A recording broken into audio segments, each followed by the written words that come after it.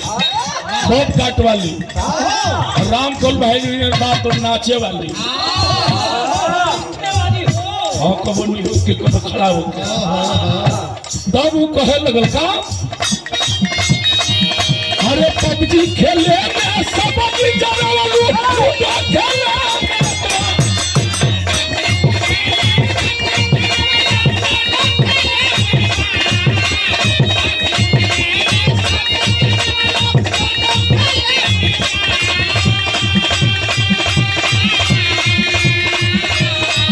खेले में सबके जरा वालू लूडो खेले में दाल रोटिया जारी देलू हो रोटिया जारी देलू हो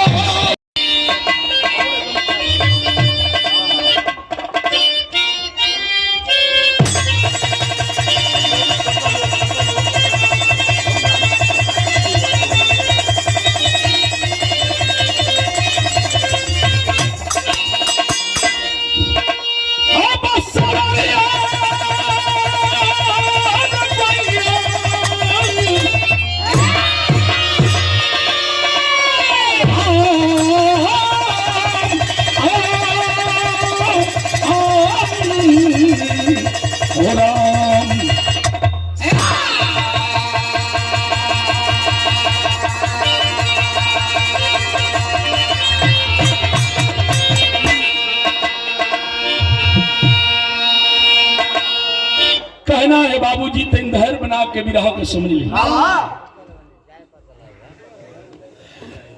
धैर्य बना के विरह के समझ आनंद ही आनंद आज सुत न पहलवान सुत मत बस 10 से 15 मिनट हम वो विरह के साथ ये विरह गौला पर दूध के दूध पानी के पानी हो जाएगी। अब बतावे जाते नहीं कैसे मास्टर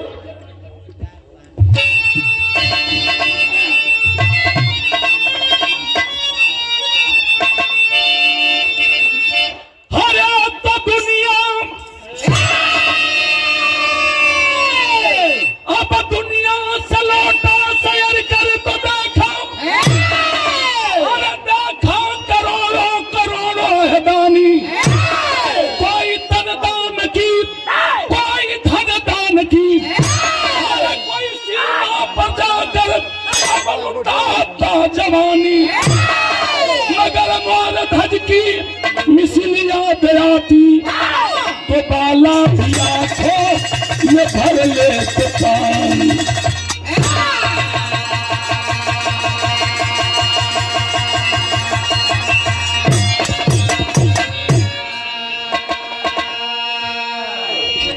कोई तनदान की कोई धनदान की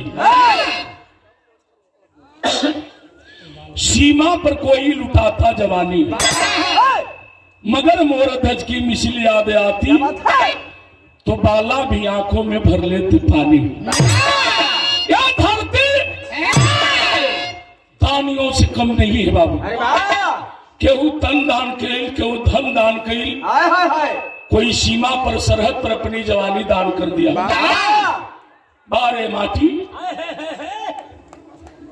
कोई कन्यादान यानी अपनी बेटी को दान किया जो सबसे बड़ा दान होता है।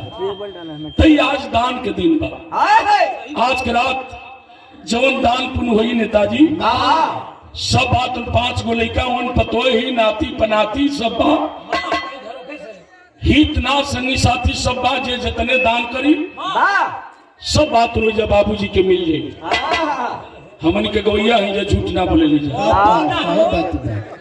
हाँ संकल्प अपन अपन छुड़वा लिया लगे काम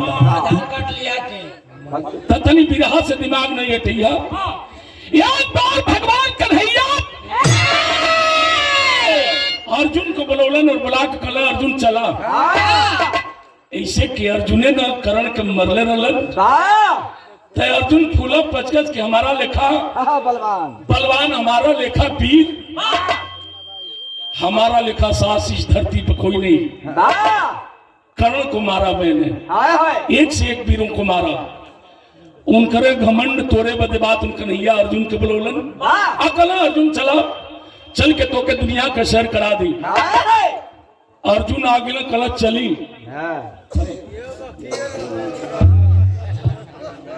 अर्जुन ऐसे ना है जोगी के भेष बनावा। अर्जुन कहलन क्या है, अब जिंदगी बर्बाद तुम धनुषा पान लेके घूमली, अब हम जोगी बन के तुम्हारी संगी लेके चली। कल किनाई बन जा। जोगी के भेष में अर्जुन हो गिलन, धर्मराज को बुलाए और बुला करके धर्मराज के बाद माया के शेर बनौलन। अब चलन है बाबू, जब चलन तो हमने बिरहा में तर लगे राम कौल भाई के मैं बिरहा के तरज के एक के हली जवाब था। स्वर्गीय रामदेव बुलू उस्ताद, स्वर्गीय परशुराम गुरु, हमारे बाला उस्ताद, हमारे MLC साहब, स्वर्गीय बेचन उस्ताद अपने जवानी के आलम में एक गीत की गावा। यही बात पर पीछे घूम जा। पैसा ले लो, पैसा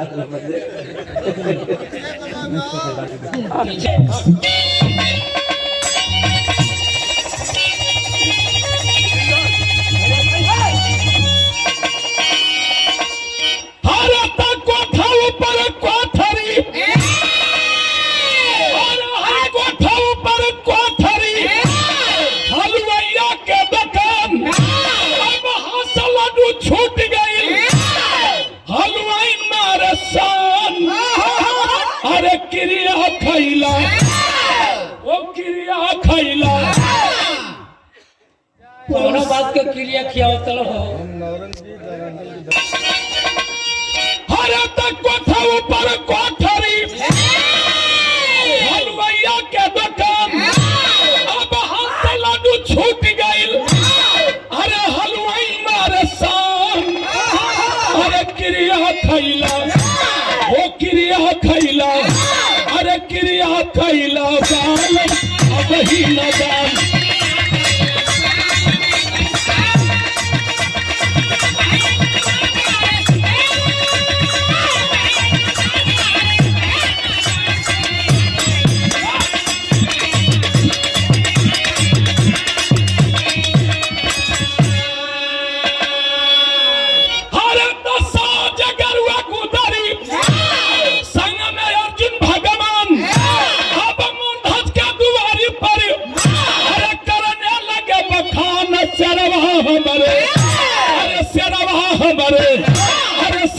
हमारे राजा जादे भूखान, राजा जादे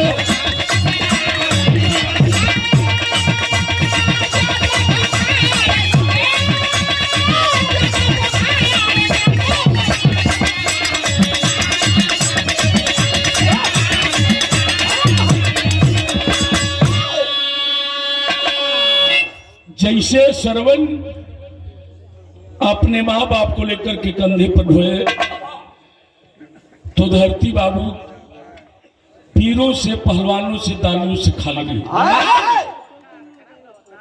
भैया आखिर ले के बाद उन भगवान कन्हैया अर्जुन को और धर्मराज को दुनिया का भ्रमण करने लगे। भ्रमण करते करते कहां पहुंचलन? मोरध्वज राजा के द्वारे पर। कल राजा की जय हो, प्रजा की जय हो, नगर की जय हो, दीख की जय हो, लगल बांधे। मोरध्वज राजा देखल, कल आई बैठी पानी पी, कल ना भोजन कल, कल ना कल काहे पानी भी ना पिए, भोजन भी ना करब। तो वो जोगी बतावे लगल, का बतौलन नज के लाइन है।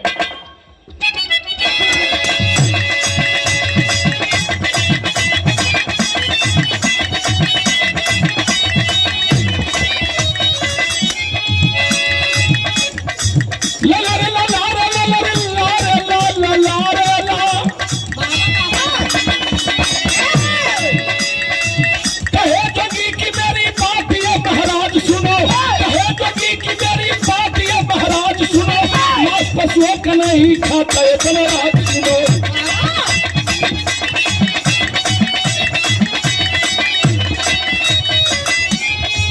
मांस पशुओं का नहीं, शेर ये खाने वाला, कोई बताना मिला शेर खिलाने वाला।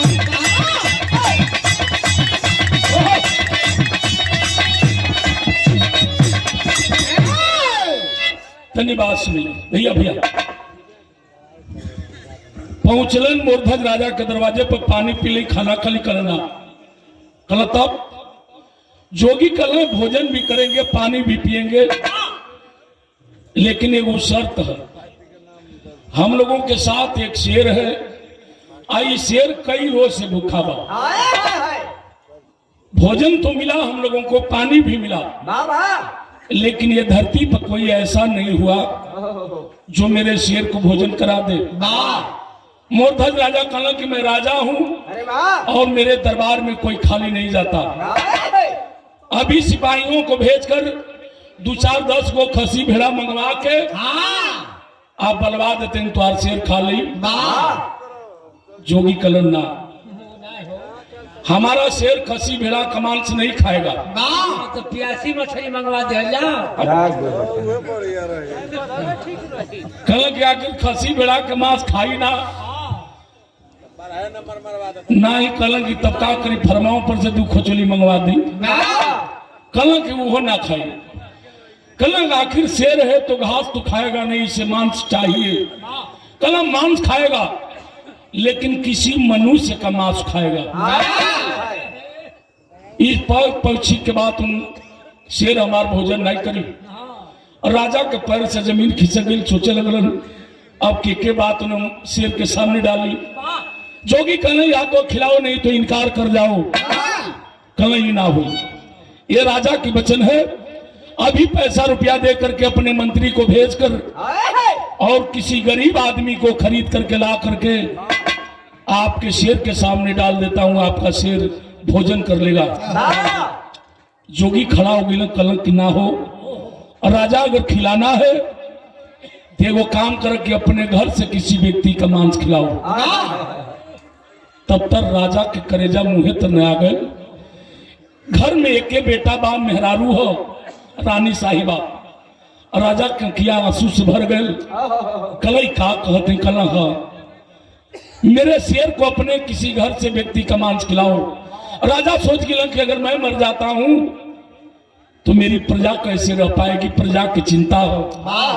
खैर सोच गिलन के प्रजा खाती, ये लोगन खाती भले हमार प्राण चल जाइए मंजूर है। राजा हाथ जोड़ के कल बाबा तब एक काम करा, का कल न विराह में तरल रहे।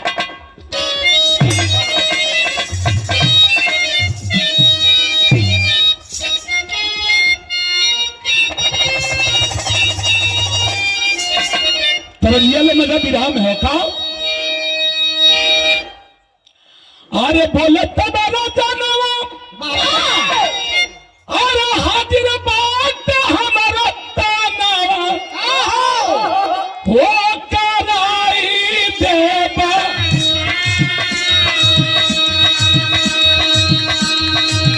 वो कराई देवा,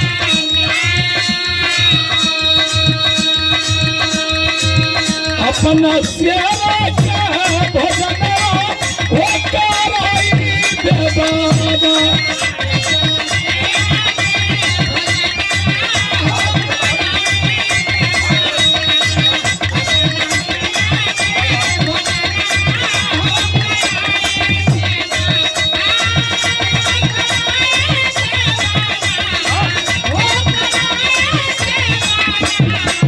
अपना शेर के भोजन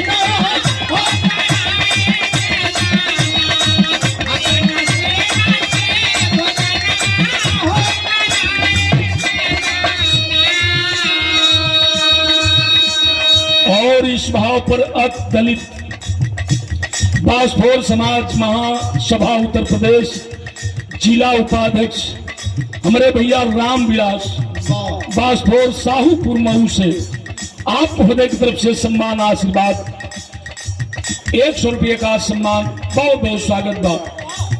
अच्छे बहादुरगंज के और दूसरा रघुजा मनु मनोहर शुद्ध गिन जना का करना बेचारो खाली हो गई।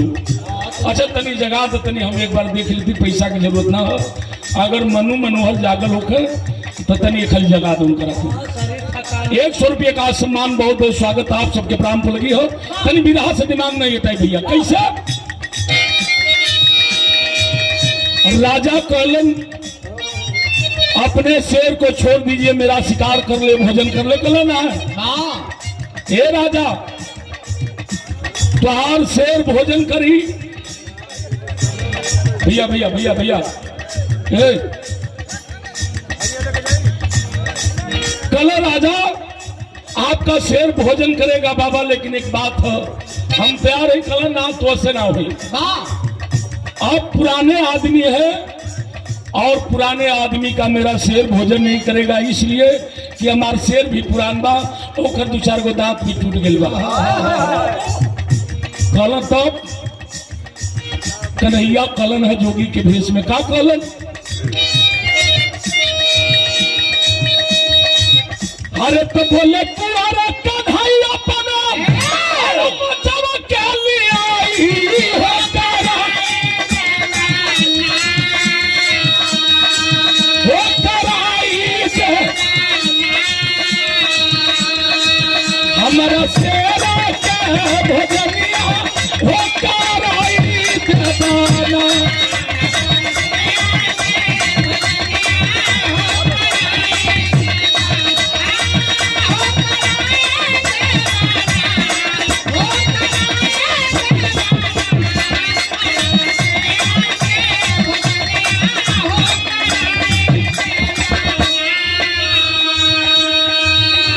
और हमारे सम्मानित बड़का भैया मन्नू मनोहर पुकार वाले भैया बहादुरगंज की ऐतिहासिक माटी से ये 50 रुपये का सम्मान, बहुत बहुत स्वागत बा हमारे भैया लोग के। कलेजा होना चाहिए मन्नू मनोहर भाई, आप लोग के पास जिगर है, जैसे बड़कैया छोटकैया ऐजा हुआ दोनों भाई न हो। हाँ जौन प्रधान गई रहे जबरतिया में, हाँ बड़कैया छोटकैया, बहुत बहुत स्वागत बा।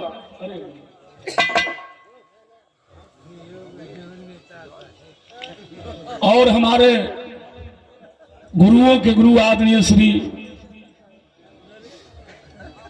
अभिमन्यु कवि जी, जोड़ा बिछुड़ गया बड़ा दुख के साथ। खैर कवि जी बताए कि भरोसा बाबू कार्यक्रम का आइएगा, हम नहीं आ पाएंगे, ऐसी ऐसी घटना घट गई है। तो कवि जी आए हैं, स्वागत है आपका, भगवान उनकी आत्मा को शांति दे। जोड़ा टूटना कितना खलता है, हम चाहेंगे कवि जी के नाम पर एक बार तन जोरदार तालियों से स्वागत करें। और कवि जी ये हमारे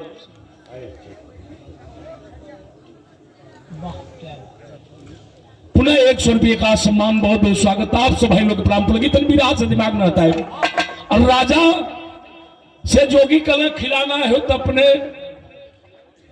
बच्चे का मांस मेरे शेर को खिला दो। अरे बाप हो बाप, राजा के धक से करेजा भइल। कौन ऐसा बाप मतारी हुई धरती पर एक ओम प्रकाश भाई जो अपने बेटा के शेर के सामने डाली और राजा कखिया भर गए और रोवे लगल। राजा कहला बाबा मजबूरी हो, हमार बेटा जरूर हो, लेकिन कहल जला कि अमृत के धार के कितनो पियाई एगो माई बिना, कैसे के करे जवा जुड़ाई हुए एगो माई बिना। कला हम बेटा के दे दी, लेकिन मजबूरी हो, तनी रानी से पूछ लेती। राजा एगो बात कहलन है, जोगी कहला रे बा रे राजा बा, मैं समझा कि कोई बहादुर राजा होगा, अरे कोई सारा दिन राजा होगा, हम नहीं जानली कि मेरे बसुआ राजा होला। हेती चुकी बात जीवा रानी से पूछे। इस भाव पर हमारे मुन्ना भैया, मुन्ना राजभर आप महोदय की तरफ से 50 रुपये का सम्मान, बहुत बहुत स्वागत। और सिधौना से हमारे नेता साहब आप महोदय की तरफ से बहुत रुपये का सम्मान, बहुत बहुत स्वागत। आप सबके प्राण पर लगिए। राजा कहलन का कहल की छकारू पूरी लेकिन बात बाजा पूरी हो जा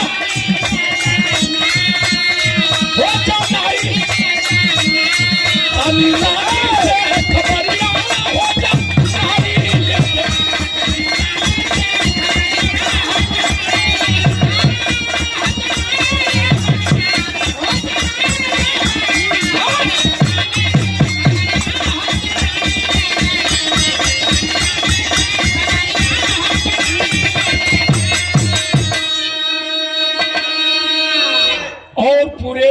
और समाज की तरफ से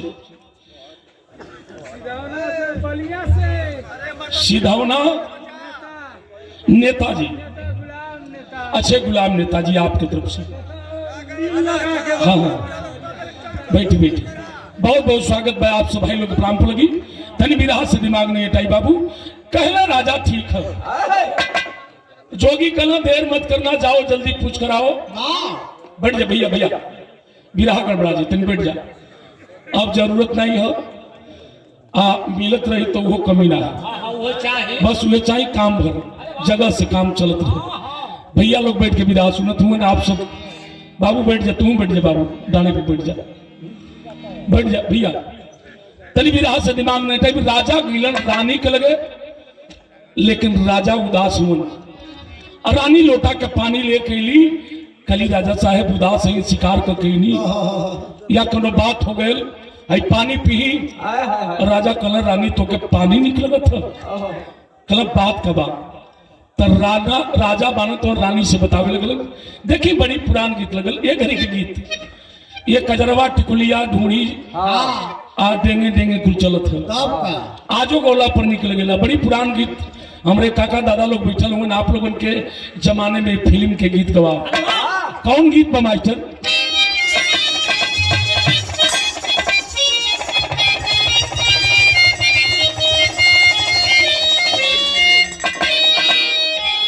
अरे हमसे तो अच्छी अब तेरी पायल गोरी, अब बार बार तेरा आई कदम चूमे। तनी हमारी बतिया पर ध्यान दे, बिरहवा पर। राजा रोवत हुन और रानी से वो बात कहत हुन, रानी कहल कि तो साधु आए हैं, अरे दुआरे गोरी, शेरवा खातिर तोरो हाय लालन मांगे। रानी कली की बैठी, धैर्य रखी, एक खातिर होत नहीं कि कहीं बेटा है जोगी शेर लेके आए हुए, कहीं शेरवा पर बैठियन घुमैयन, आखिर जानवर है, कहीं बेटा के नोच दी चोट दी या काट दी, चिंता मत करी। पहले कुछ साधु संत चलन तो बानर उनर लेके चले, भालू रहे भैया, भालू लेके चले, बनरी के नाच देखा में, आज ये भालू लेके चले जब लड़का के रामकोल भाई खजुवट हो जा, मने सिफकिंडी लेखा लेखा रहे, हाथ गोड़ एकदम झुरैला लेखा जनाब की सुखंडी हो गई बात। तो वो लड़का के बाद तुम भालू के लिए लगे ले जाके निहुरा दिया जा, निहुरा के ओकर चुत्तर फुकवावल जा भालू से, चुत्तर की गड़िया ले बोल बता है तो दोनों एक ही बतिया, वो सोच बता। अच्छा हम गिरना तो मास्टर तोरो फुकवाल हो, अरे कबो ना भैया, कबो ना, देहिया से लगत है। ठीक ठीक, तन विरह से दिमाग न थे, ये बदे बात उन। और राजा जोगी लोग मांगत हूँ, कल नाई रानी तू समझत ना हो। तब राजा रोवत हुन और रानी से कहल का कहल कि अरे शेर कई रोज से भूखाइल गोरी,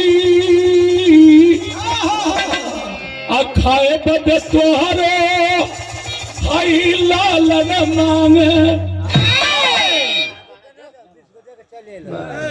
जब इतनी बतिया और राजा के मुहवा से रानी सुन ली हो पंचे, और रानी लपक के राजा के पैरवा छान ली, रोवे लगली, कली की पागल बनल ही।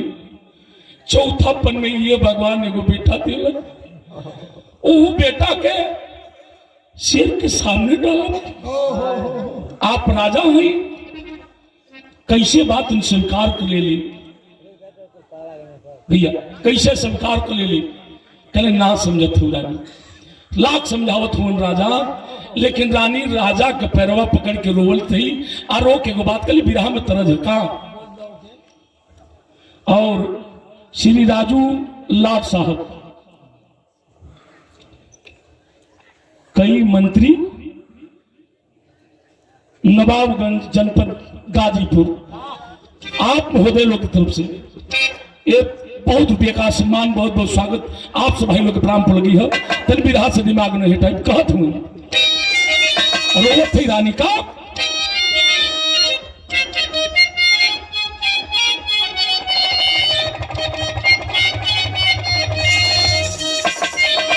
लालच के माता बनी गावेली। अरे अजय कदसिया अरे बिहान दूया दसिया तीरसिया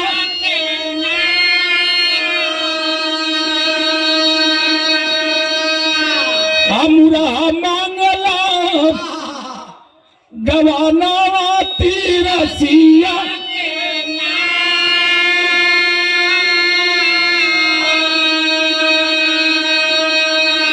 बाकी पियव के पैया हर पकड़ के भवनिया रोवनला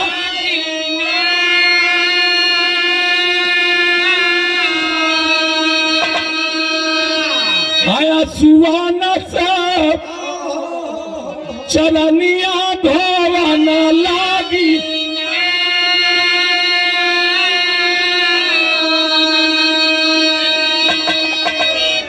नहीं राजा ललगड़िया जोगी वहां से इनके द्वार पर से खेदा हम अपन बेटा दी वो शेर के सामने टलबा ई ना हो सके, हम अपन लाल ला दे। राजा समझावत हो रानी मान जा, एक तरफ तो हर बेटा बा, एक तरफ बात हमार जबान बा, या तो अपने पति का जबान रख ले या तो अपने बेटा को रख ले। राजा समझावत हो, राजा भी रोत हो, रानी भी रोत ही, अब वही बीच बाबू गजब हो गई का। अरे इतने में आई गई ना, अरे ताम्र धदल ललनवा पूछा न लागी।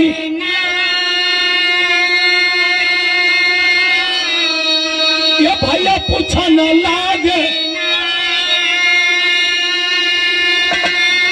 अरे तमाई रोई रोई कहना लागी ना।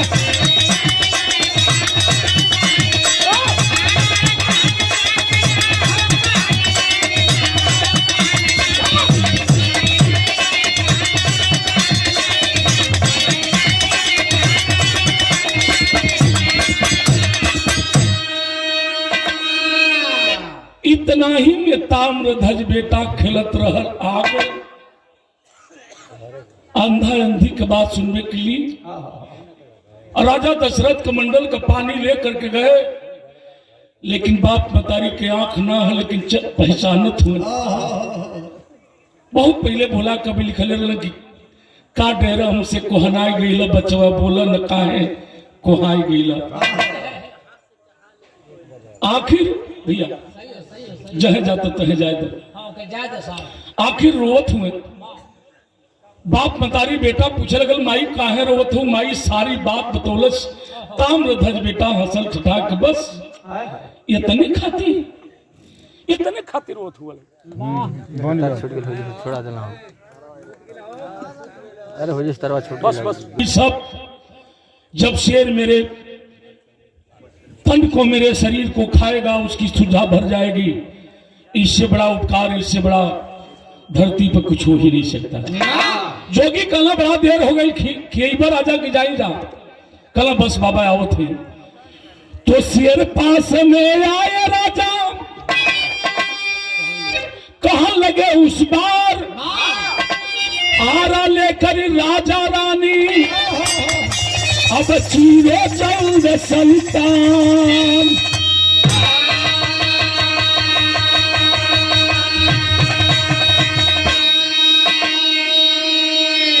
लेके अपने बेटा के बात हो राजा रानी इंग्लैंड हो। बाबा मनी का तैयार है, अपने शेर को छोड़ दीजिए, मेरे बेटे का शेर आहार कर ले, भोजन कर ले। जोगी कहना ऐसे नहीं, ये आरा उठाओ और अपने बेटा ताम्रध्वज के सर पर रखो और अपने बेटा को बात नारा से चीरो। कहल गई बात, किसी ने गाया था कि आरा हिले बलिया हिले छपरा हिलेला, द्वार लचके जब कमरिया सारी दुनिया हिलेला। आरा हिले मतलब बिहार वाला आरा ना हिलत रहे, जो आरा रखल रहे सर पर वो आरा हिलत रहे। आरा हिले बलिया हिले, हमनी के बलिया ना हिलत रहे, रान के कान के बाली हिलत रहे। त्वार लचके जब कमरिया सारी दुनिया हिलेला। जब लचक मार कर राजा रानी अपने बेटा की चीरे लगलन तो धरती आसमान सब डोलने लगा, कांपने लगा। रे बाप का ऐसनो बात उन बाप मतारी ये धरती पर बाना जो अपने बेटे को जो है दान कर दिए। तो बताओ कि बिरहा के बुरा निचोड़ अल्लाह में तनी साला आप लोगन के इंदारा स्टेशन पर एगो नट भाई बात उन्हें अल्लाह के गाँव तो तनी अपने दिमाग में रख ली। आए अल्लाह के गात बिरहा जगत में ले ते शुरुआत के लिए हम अच्छा लगी, ताली बजा के स्वागत कर ली। वो कैसे नट भाई अपन गरीबी गावे आप लोगों के बीच में रखत नहीं कैसे मास्टर।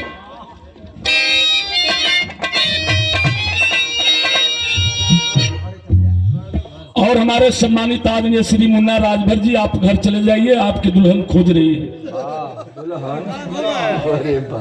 हाँ न तो माजा मार ले दूसर के हुआ दे कौन तू ही है हुआ जल्दी जो बुर्बक तो नहीं। बहुत बहुत स्वागत का परिवार भी परेशान हो कहाँ हमारा जब हुई कौन हालत गरीबी सबके ऊपर होले हो पंचे उन उ भैया बात अब अल्लाह गावे तो अपन गरीबी बतावे कैसे बतावे कैसे गावे।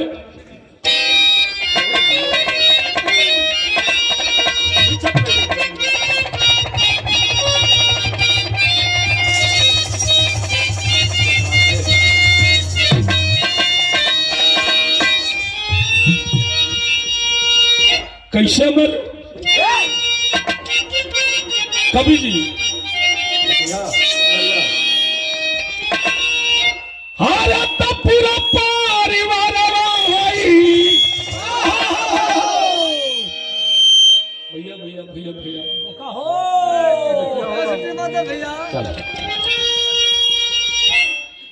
अरे पूरा परिवार अब ढोलकिया पर जियत बाटे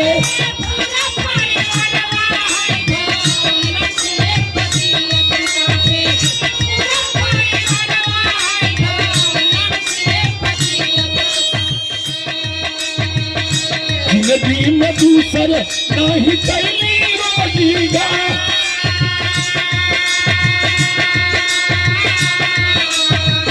जिंदगी में दूसर नहीं कैली रोजीगा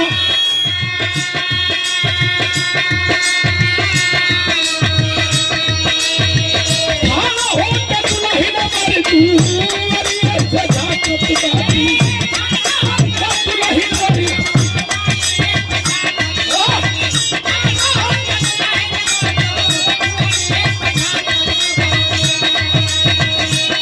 बचवा जो हाथ करे बतिया हो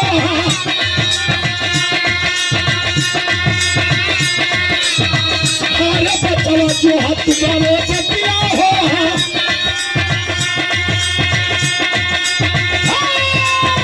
चार किलो करा पूरी दुनिया में लागत बात दुनिया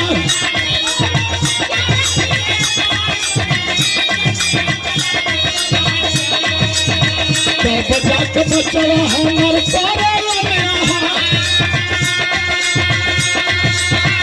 बचा के बचवा हमार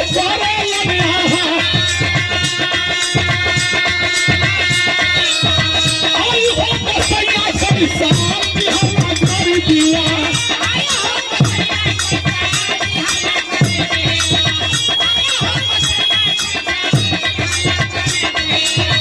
कैसे कैसे पीछे दिन रतिया हो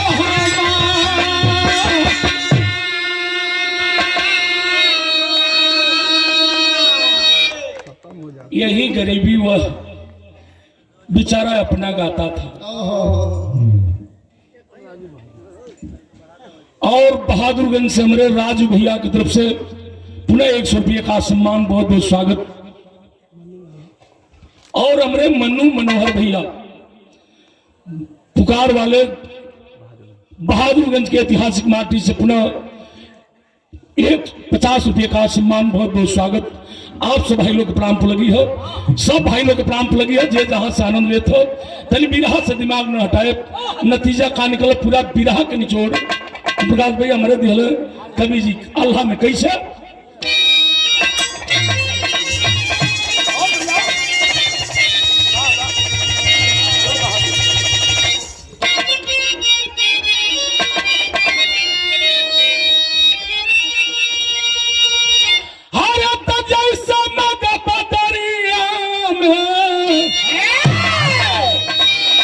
पे बूढ़ी गैया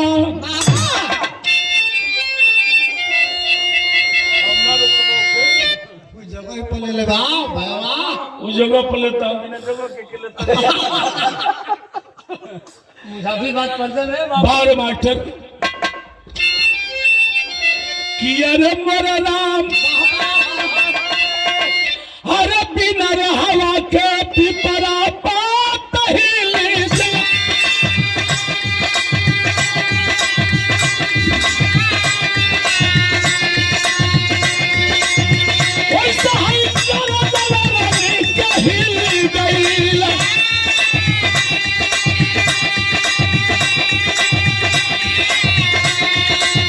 मनवई में राजा सब सारे लड़की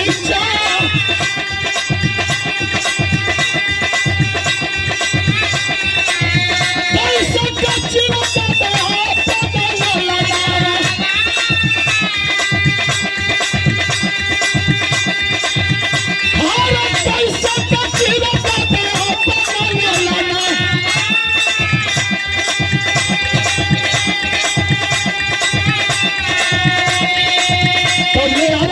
राजा हाथ में धारा,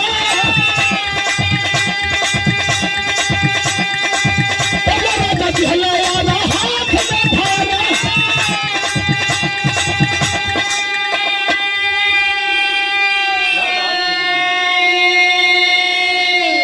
राजा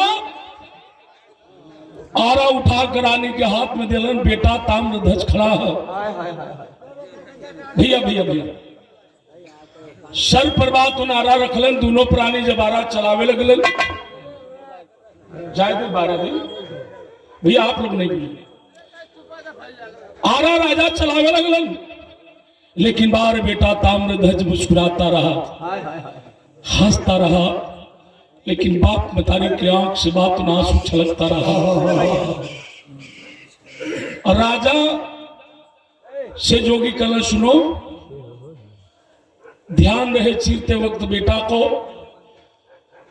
तुम लोगों के आंख से आंसू आ रहा है, लेकिन बेटे के आंख से आंसू अगर आ गया तो मेरा शेर भोजन नहीं करेगा।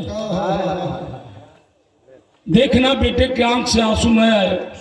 राजा रानी आरा चलावत हुन, शर्त रख ले उन भैल का बाबू कि हरा हरा हरा खींचा न ताबला,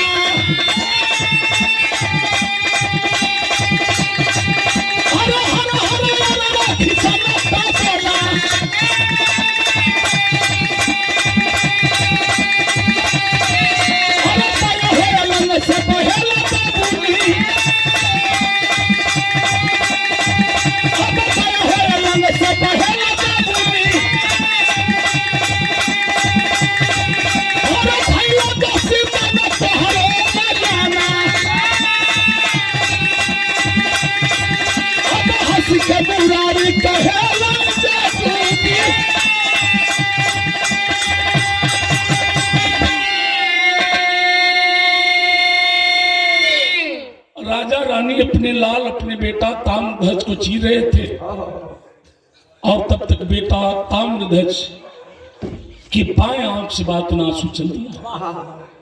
और जब बाएं आंख से आंसू चला, भगवान कन्हैया कृष्ण मुरली मुकुंद जदवंत हंस नायक जोगी के भेष में, अर्जुन जोगी के भेष में, माया का शेर धर्मराज मुंह फाड़ के बात उन ताकत हुन। लेकिन जब आंसू चलता है बाबू, तो भगवान कन्हैया हाथ उठाए और कहते हैं राजा रुक जाओ, ये तुम्हारा दान दोषित हो गया। अब मेरा शेर आपके बेटे का मांस का शिकार आहार नहीं करेगा, भोजन नहीं करेगा।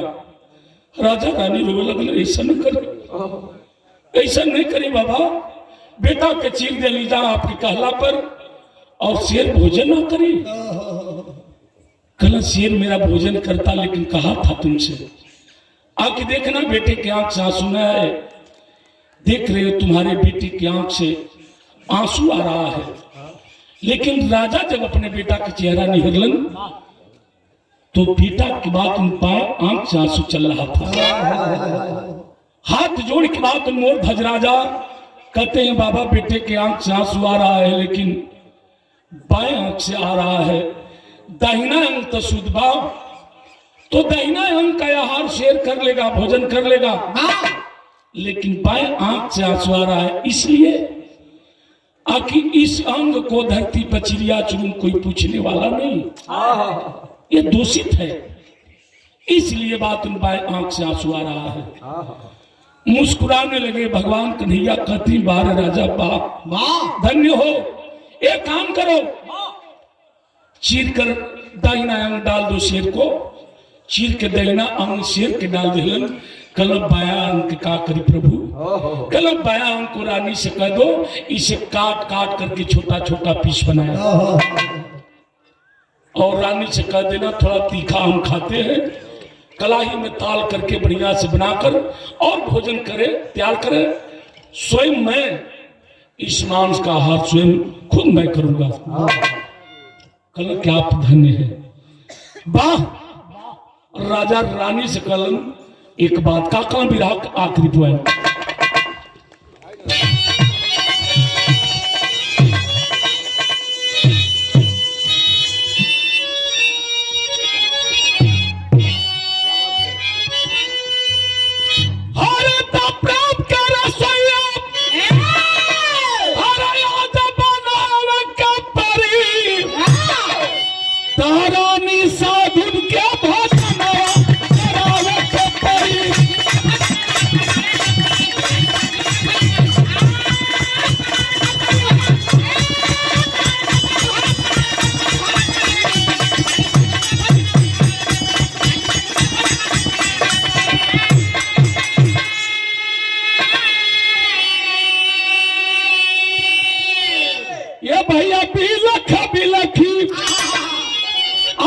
भोजन बनाई, अब भोजन कराना चले कन्हाई।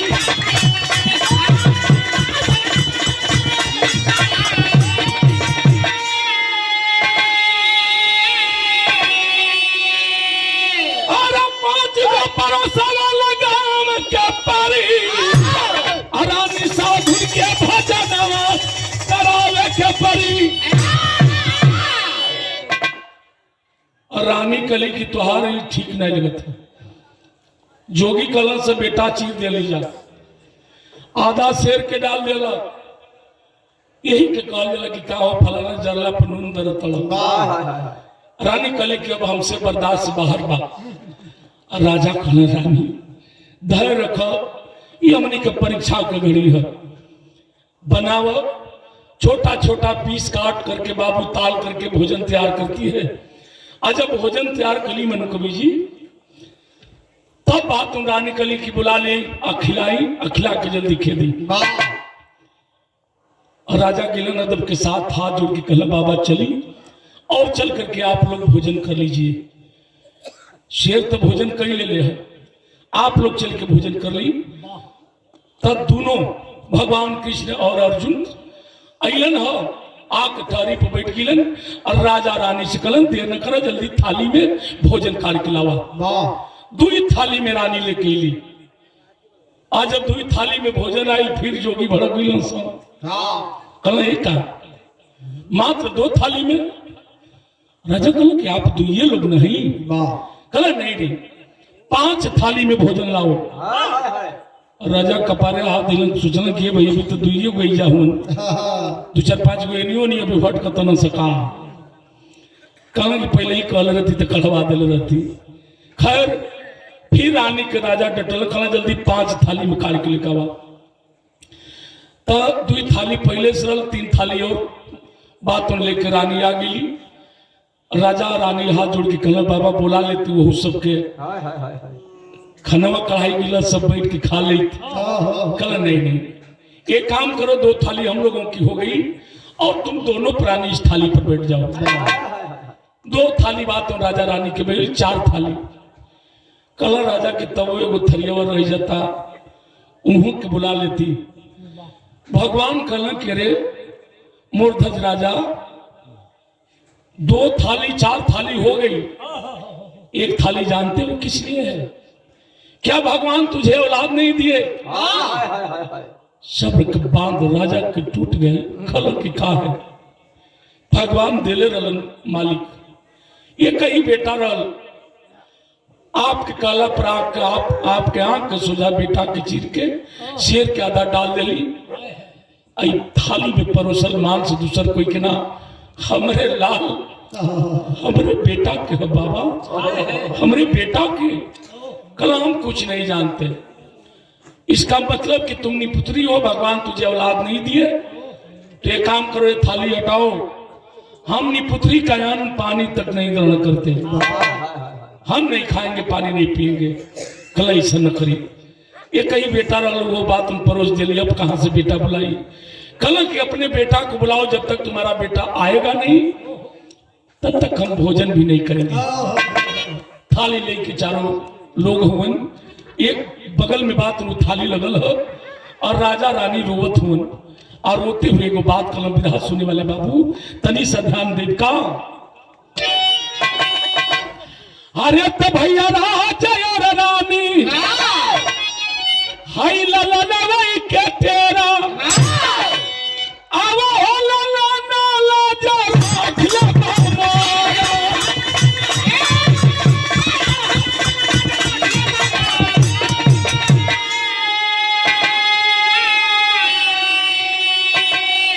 अरे साधु घर को हैला अरे आजा मनावे के परी रानी साधु के भजनवा करावे के।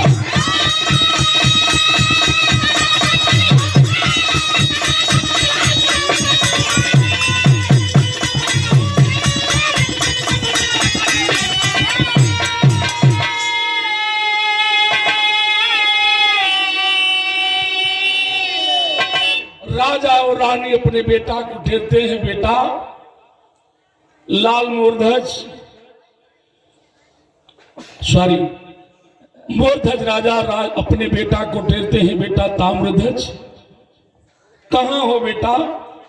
और रानी भी रोती हुई अपने ताम्रध्वज बेटा को पुकारती है। आज जब बाप मतारी पुकार ले तो बेटा ताम्रध्वज खेलत अगला से चल रहे। अब हखर परो जोगिन के खिया हो।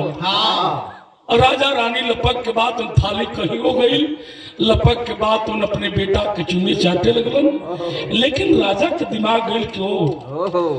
जब हमार बेटा अगना में मिल गए तो ठहरी पर जोगी बैठल हुए, आधा अंग शेर के डरा गई, आधा अंग थाली में परोसल बा, फिर भी हमार बेटा जिंदा बा। इसका मतलब कि ये कोई साधारण जोगी नहीं।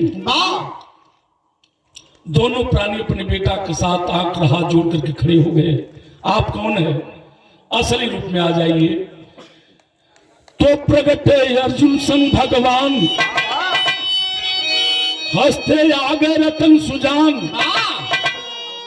प्रकट हो गए, असल रूप में भगवान कन्हैया कृष्ण हुए और भगवान का दर्शन पाए। मूर्धज राजा झुक करके प्रणाम करते हैं, प्रभु हम धन्य हो गए। रानी भी झुक के प्रणाम के लिए अर्जुन से कलम तू असली रूप में आवा, बड़ा फूलत पचखतर कवि जी। ये रही भक्ति और भावना और माँ बाप का प्यार। देखो असली रूप में अर्जुन भी आ गए। धर्मराज के कलम तू असली रूप में आ जा। जो माया के बाग बन रहे धर्मराज भी असली रूप में आ गए। कला कुछ मांग लो, कला क्या अब ना। ये धरती पर औलाद से बढ़कर के कोई दौलत नहीं होती। स्वर्गीय पिताजी चले गए लेकिन एक नहीं 5 बेटा है आज धरती पर। इससे बड़ी दौलत इस धरती पर कुछ नहीं है। उन्हीं को पा करके ये पूरा फुलवारी हरा भरा सब कुछ बात उनबा। तो बतावल गई प्रगट है अर्जुन संग भगवान हंसते आगे रतन सुजान अरे सरवा हमारे अरे सरवा हमारे अरे सरवा हमारे राज जाके भूखा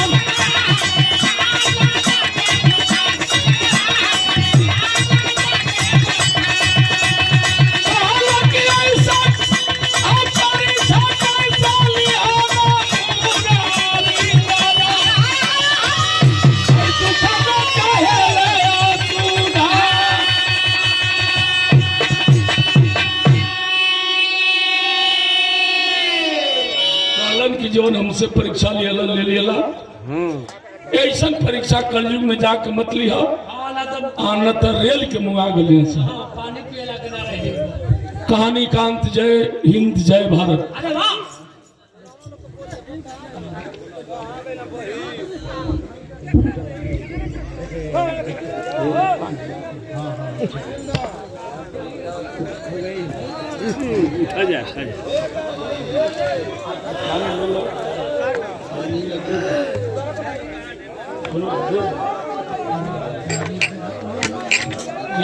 अब जाए